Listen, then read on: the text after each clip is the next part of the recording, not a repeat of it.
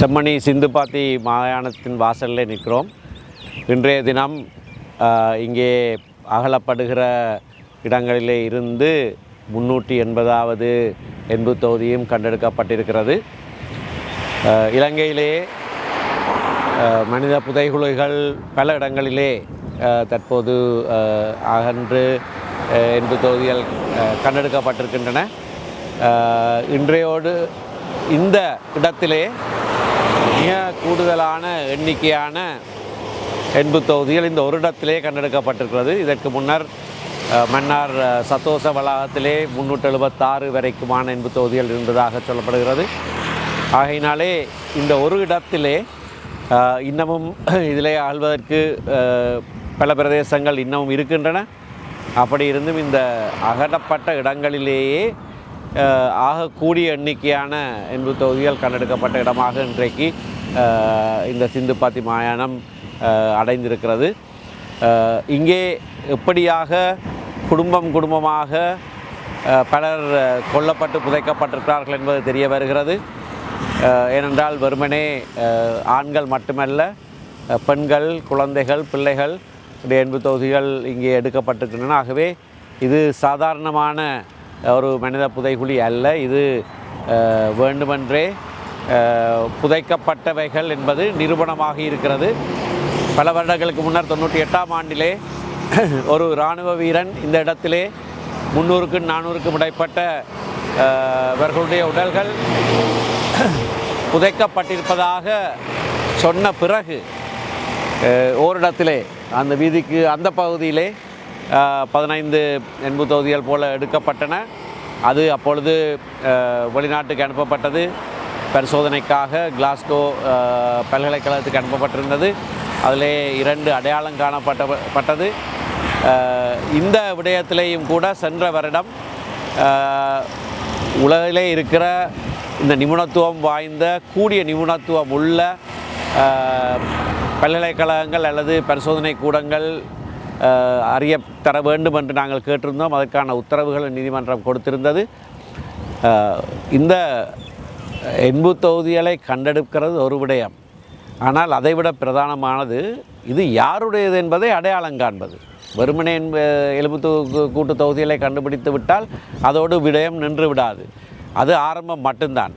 அடையாளப்படுத்துதல் மிக மிக முக்கியமானது. அதற்கான நடவடிக்கைகள் எதுவும் இன்னும் எடுக்கப்படவில்லை. ஒரு வருடத்துக்கு மேலாக இதை சொல்லியும் கூட இன்னமும் பிரபலமான பல்கலைக்கழகங்களுக்கு அல்லது பரிசோதனை கூடங்களுக்கு இவை அனுப்பப்படவில்லை. இதிலே வெளிநாடுகளுக்கு இது அனுப்பப்பட வேண்டும். இது சம்பந்தமான நிபுணத்துவம் கூடுதலாக இருக்கக்கூடிய இடங்களுக்கு, அதாவது இலங்கையிலே அந்த நிபுணத்துவம் இல்லை என்றால் சர்வதேச நிபுணத்துவத்தை நாடுவோம் என்று நீதி அமைச்சர் அந்த வேளையிலேயே தெளிவாக சொல்லியிருந்தார். நாளைய தினம் அவர் இங்கே வர இருக்கிறார். ஆகையினாலே இந்த அடுத்தடுத்த நடவடிக்கைகள் உடனடியாக செய்யப்பட்டு அடையாளம் காணப்பட்டு இதற்கு பொறுப்பானவர்களுக்கு எதிராக உடனடியாக நடவடிக்கை எடுக்கப்பட வேண்டும்.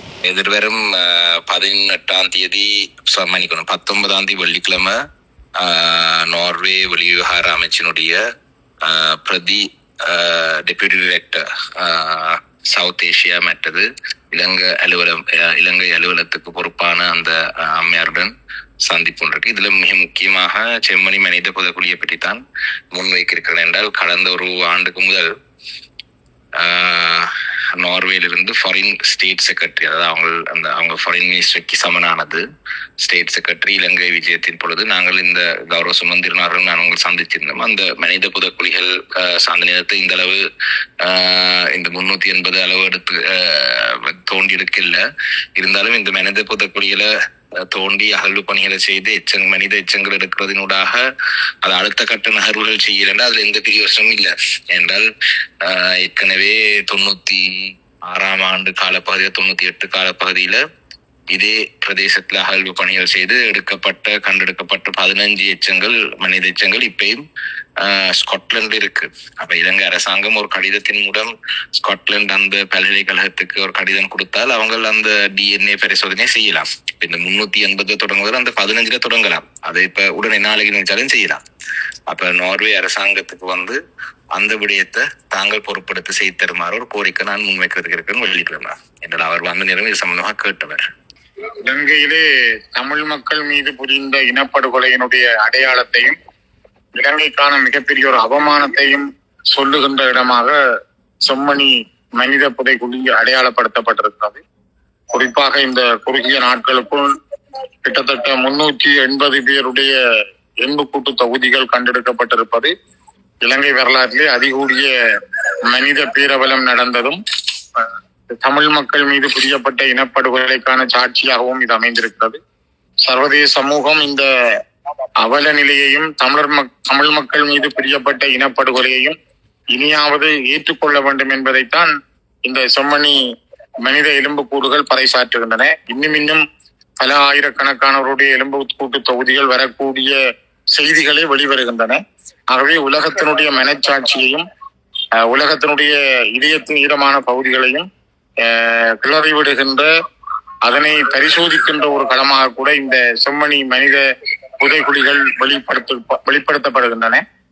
சர்வதேச சமூகமும் இந்த விடயத்திலே அதிகமான கரிசனையை கொண்டு தமிழ் மக்களுக்கான நீதியை பெற்றுத் தருகின்ற ஒரு அணையாத இடமாக, தமிழ் மக்களுக்கான நீதிக்கான ஒரு திறவுகோலாக, தமிழ் மக்களுடைய நீதி கிடைப்பதற்கான ஒரு வாயில் கதவாக செம்மணி இருக்க வேண்டும் என்று நாங்கள் எதிர்பார்க்கிறோம்.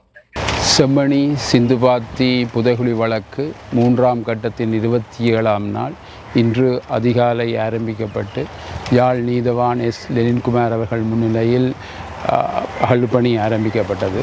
இன்று 14 மனித எண்பு தொகுதிகள் அடையாளம் காணப்பட்டு 5 மனித எண்பு தொகுதிகள் சுத்தப்படுத்தப்பட்டு அகழ்ந்தெடுக்கப்பட்டிருக்கின்றன.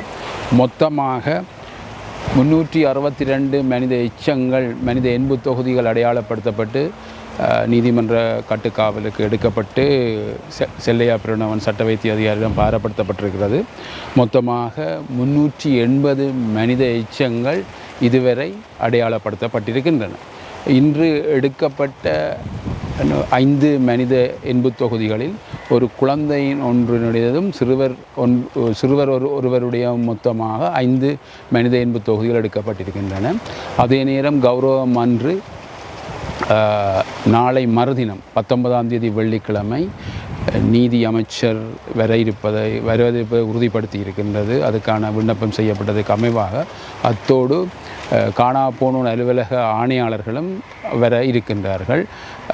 இந்த அகழ்பணி நாளை 28ஆம் நாள் தொடர்ந்து நடைபெற இருக்கின்றது. இலங்கையிலேயே கைப்பற்றப்பட்ட அதிக மனித எண்பு தொகுதிகள் இடத்துல இலங்கையிலேயே ஆக கூடுதலான மனித எண்பு தொகுதிகள் சதோச மன்னர் புதைகுழியில் தான் எடுக்கப்பட்டது. ஆனால் இன்று அகழ்ந்தெடுக்கப்பட்ட அடிப்படையில் இது 2ஆம் நிலையில் காணப்படுகின்றன. ஆனால் அடையாளம் காணப்பட்ட அடிப்படையில் இது ஒரு பெரிய மனித எண்பு புதைகுழியாக காணப்படுகின்றது. இது ஒரு பெரிய சந்தேகத்தையும் மக்கள் மத்தியில் பரவலாக ஒரு அச்சத்தையும் ஏற்படுத்தி இருக்கின்றது. விசாரணைகளின் பின்பு தான் இது சம்பந்தமான முடிவுகளை எடுக்கக்கூடியதாக இருக்குது. இன்று ஒரு சான்று பொருள் எடுக்கப்பட்டது 120 இலக்கமிடப்பட்டு ஒரு மனித எண்பு தொகுதியின் இடுப்பு பகுதியில் இரும்பு வடிவிலான ஒரு சான்று பொருள் எடுக்கப்பட்டு நீதிமன்ற கட்டுக்காவலில் சான்று பொருளாக பெறப்படுத்தப்பட்டிருக்கின்றது. காப்பு பிளாஸ்டிக் காப்பு ஒன்று சிறுவர் பெண்ணுடைய காப்பாக இருக்கலாம். ஆனால் அது இன்னும் அகழ்ந்தெடுக்கப்படவில்லை. எடுத்து சான்று பொருள் ஆக்கும்போது அது சம்பந்தமாக உங்களுக்கு கூறக்கூடியதாக இருக்கும்.